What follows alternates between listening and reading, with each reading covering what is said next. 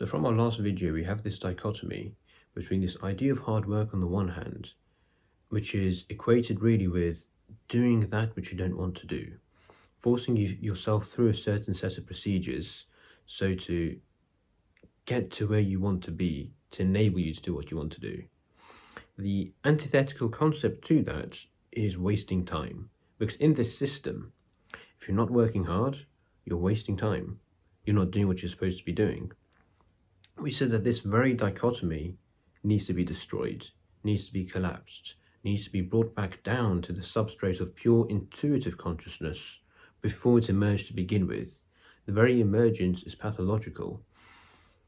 That ground state of consciousness, of pure intuition, is that in which your intention to do something and your action driving forward to instantiate that thing, to seek it in outward reality, are one and the same.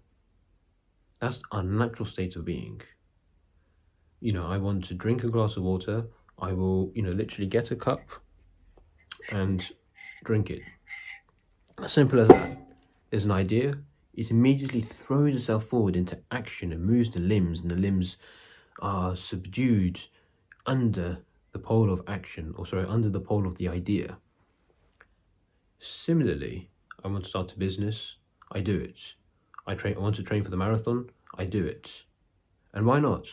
Just as easily as I pick up the glass of water to drink it, so I can that easily do something like starting up a business or writing a book or whatever your great idea is.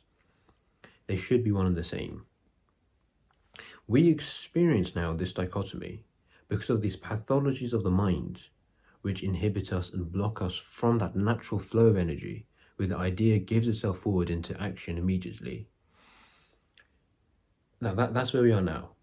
We have this false framework of hard work. It's built upon this lie of hard work, which creates this false dichotomy, which creates this vicious cycle which we're spinning around endlessly, and we're unable to break out of it.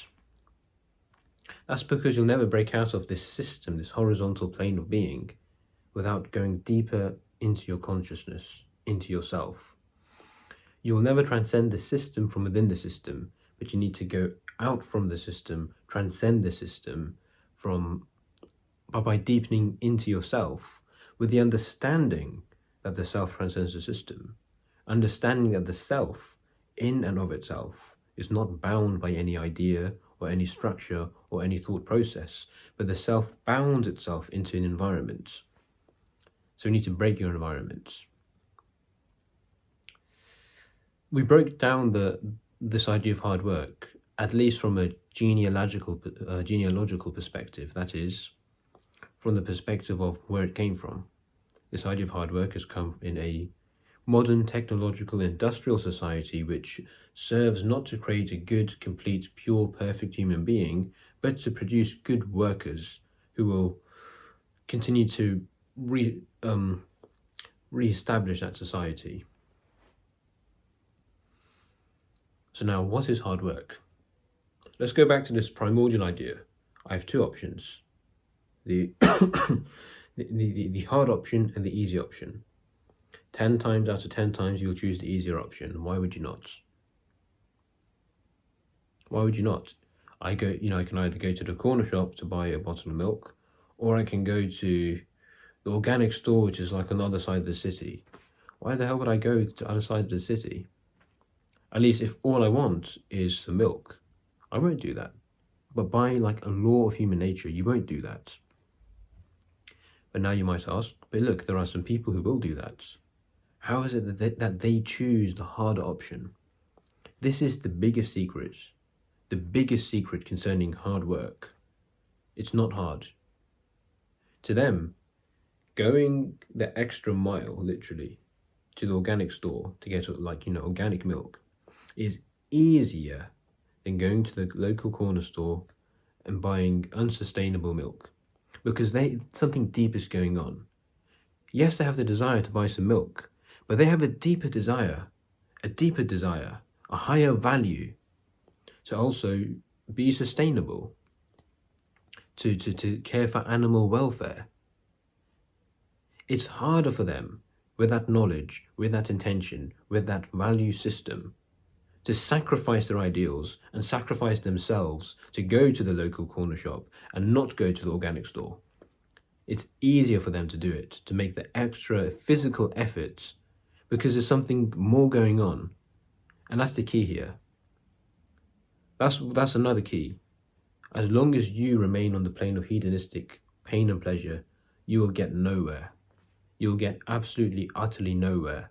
Because according to this fundamental rule, that you choose the easier of the two paths. The easier of the two paths is always basic, stupid, physical pleasure to avoid pain and exertion. But anything meaningful in life is done through exertion. So you have to escape out of that system. Or look, even that language is problematic, because to say you have to escape from it, it's as if we're saying that we're stuck inside it from the get-go and we have to climb ourselves out of it.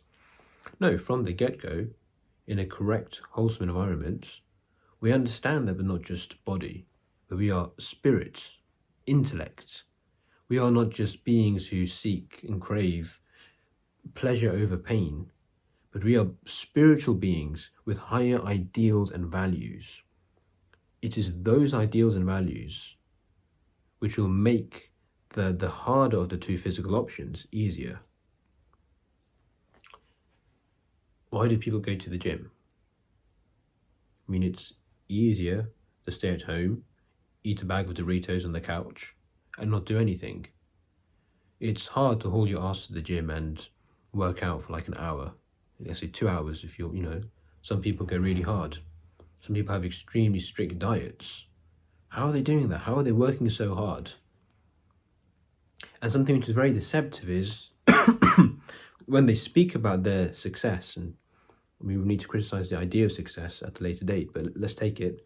When they speak about their success, they say, look, to get to where I am, it's all about hard work. But it's not, at least not in the way we understand it, because they can't be working hard. From this understanding, there can't be. There's no way you will choose the harder of two options. What they mean is to work physically hard. Yes, they're working physically hard. No one denies that. But from the spiritual perspective, staying at home, lazing around on the couch, not going to the gym is harder, more painful than going to the gym. Being lazy is harder than being active.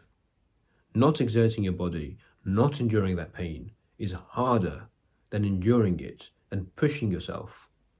And that's literally how you push yourself past those last working sets into those final rep ranges.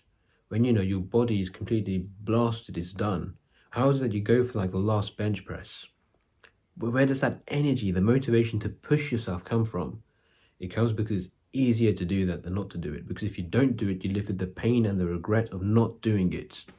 That's a real pain. It's not a physical pain, but it's a spiritual pain. And that's it. That's the ultimate principle. Given A and B, hard, easy, you choose easy. 100% of the time. So forget about hard work in terms of, I need to exert myself more. The exertion will come. Just like I said, you don't need to act. The action will come from the idea. That's not what you need to do. Think about the idea, your intention. The intention itself will give forth into action and work. The exertion will come therefrom. So no, it's not about me needing to push myself harder, to work harder. It's about making that hard work easy. And thus we're back to some light shooting over my face. Now we're back to that ultimate principle of self-help, where it is ultimately to enjoy the process of hard work. But now I hope to have explained what precisely we mean by that. It's not, enjoying in some type of sadomasochistic sense, like damaging yourself, putting yourself through pain, enduring pain and exertion and effort and fatigue. You can't deny your basic physical nature. But no, it's really a spiritual axiom. It's saying, align yourself with a higher spiritual, transcendental, divine purpose and ideal, which makes the harder of the two options easier. And that's where I'll leave this video, and that is where I shall pick up with my next few videos to come.